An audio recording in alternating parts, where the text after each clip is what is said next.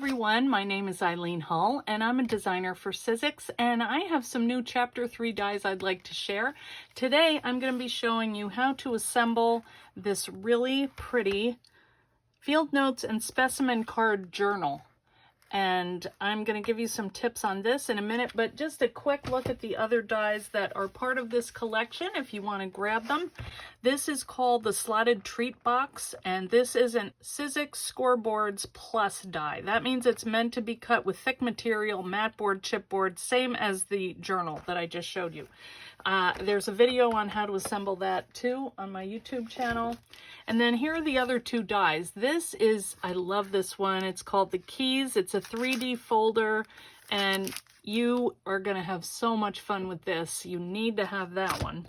And then this one is called Envelope Folder and Flowers. And these are all kinds of fun little ephemera pieces that you can use in your journal, like the one that we're going to make. So, extended cutting pads. As you can see, if you went to cut even just this piece, your standard cutting pad is not going to reach to the end and it wouldn't cut. So you do need to have these. They have them at Sizzix. I have them in my Etsy store. They're a great investment if you're going to do these big, large dies like this one is here. Now, like I said, this is a scoreboards die, which means it was specially designed to cut and score thick material, mat board, chipboard, leather, heavy-duty materials that are going to keep their shape.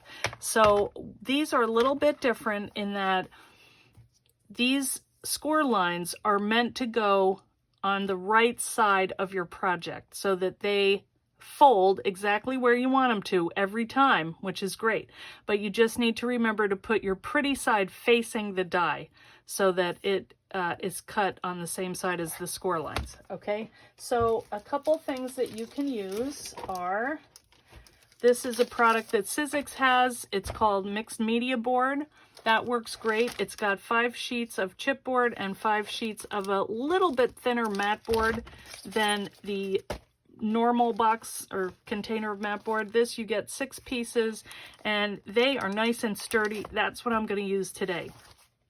If you wanted to add paper or fabric or something to the front of your mat board, see, I've got a little mark on here. This would be a good one to do it with.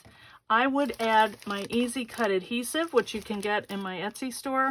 I would add that onto my mat board. I would peel off my release paper, and then I would put on my paper or my fabric or my cork or whatever it is I want to put on here. There's texture roll, there's all kinds of stuff you can put on here.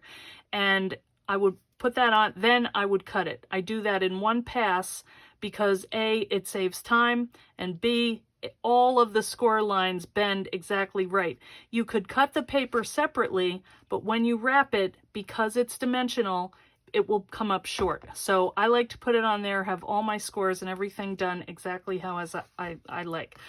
So here is my mat board. I am going to go ahead and I'm going to cut 2 of these. So here is our sandwich. I'm going to put my first cutting pad down. I'm going to put my die on here.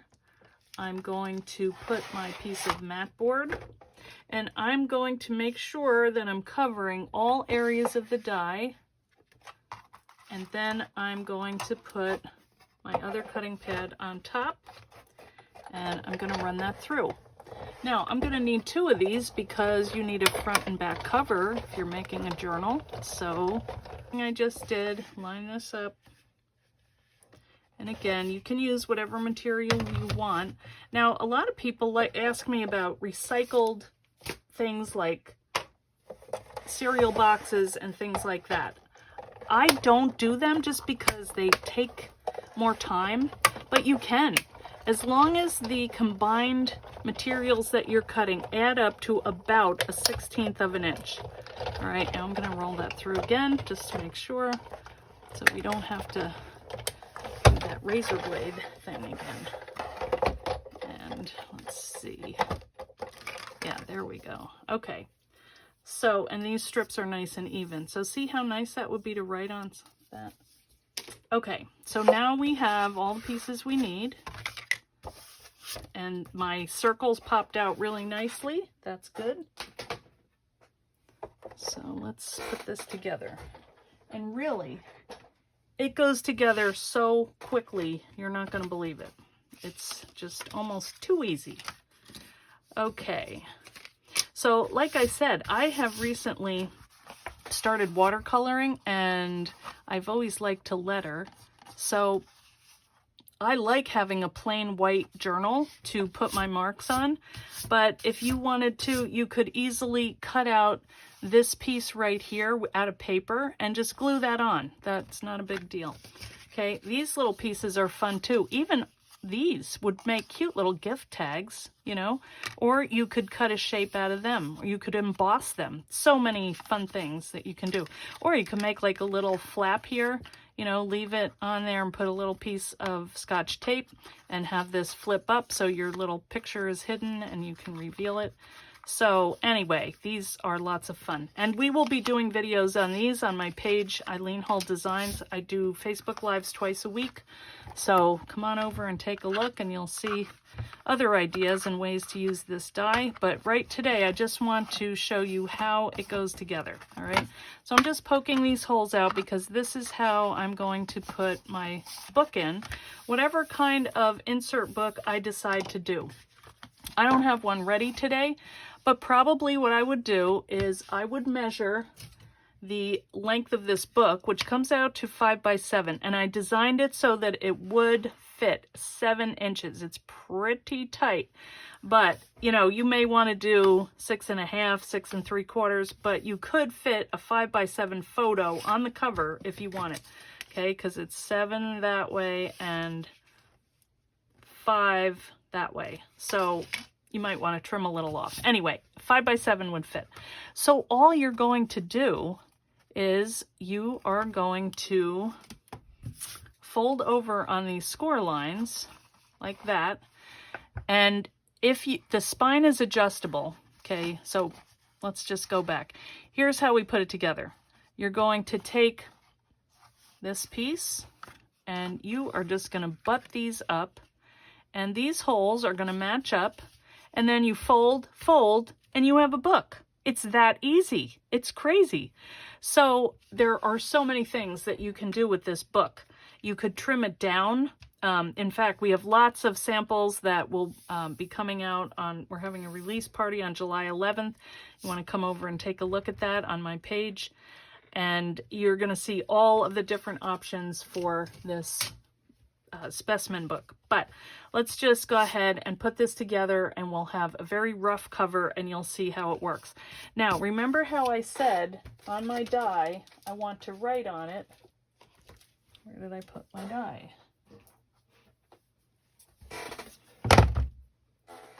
Okay, so let's say our text was going this direction, and we place it down on here. Our text is going like that. So this will be our front, because when we fold it, that's going to be the front cover, okay? And I want to do that because this one has a couple little things on it, so I want that to be my back. I don't know how that happened. See, one is... Okay, so I'm going to write here, front.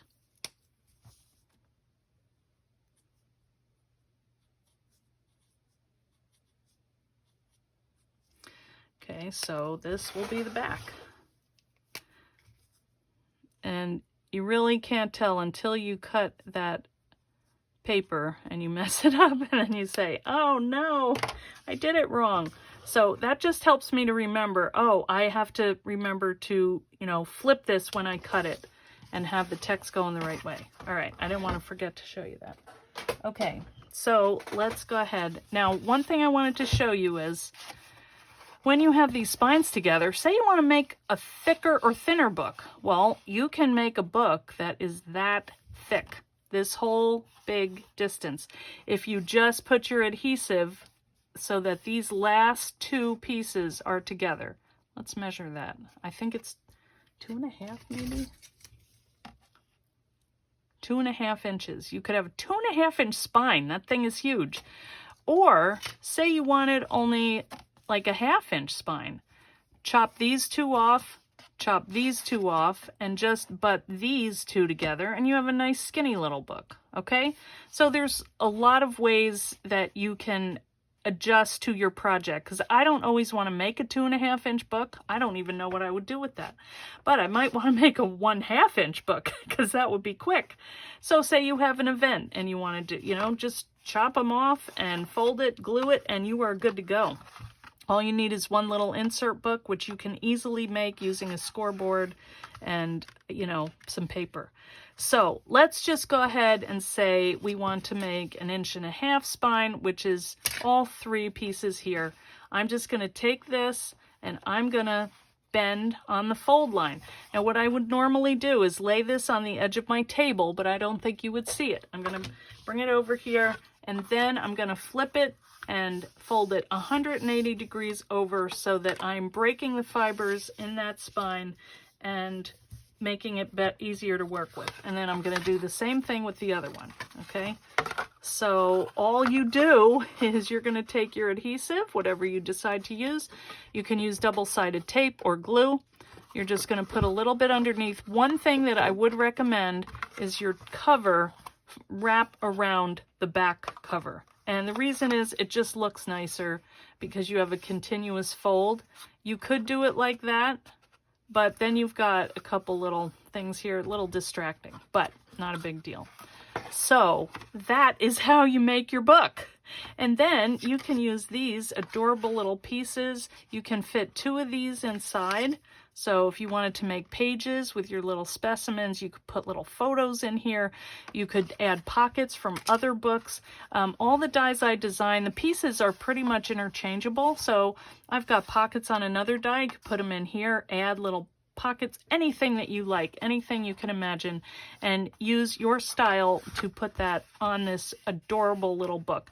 Like I said, if you like to letter or watercolor or sketch, you know, sketch on the cover. It will take watercolor like beautifully because it's thick, and it will stand up to any kind of mixed media things that you wanted to throw at it. So I love mat board. I love working on it. Let's just use some adhesive here, because actually I'm going to try to do something called Junk Journal July, and I need a book to put my junk in, so I'm gonna use that right here.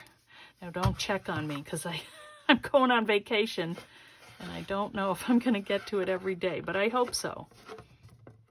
Okay, I think it is a real big benefit to create every day something.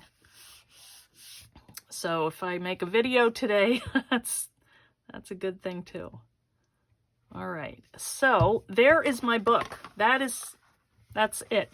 Now, if I want to add pages to it, what I would do is I would take my paper, and it depends. You would probably need, there's so many ways you could bind it, but the way I designed the book is you would just take pages, fold them in half. You know, you would need longer is the one thing, because this is 7 inches long. But say you did 10, that's 5 and 5.